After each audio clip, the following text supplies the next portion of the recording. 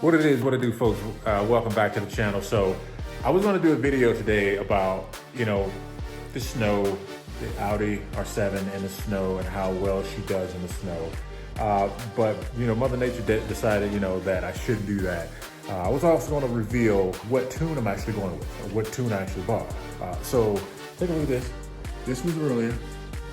This was 2 hours ago. So still got a bunch of snow all of this, folks, because guess what? I got her stuck. I actually got her stuck. So if for all you folks that don't live in Colorado, all my UK folks, take a look at this. I'm almost afraid to open my garage because you got it stuck the first time. But yeah, if you ever want to experience snow, just come on to Colorado and come on up to Castle Rock, Colorado. That'll give you kind of perspective.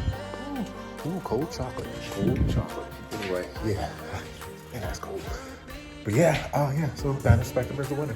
And I just ordered my Dyno Spectrum, so stay tuned for that. But until then, I'll let you.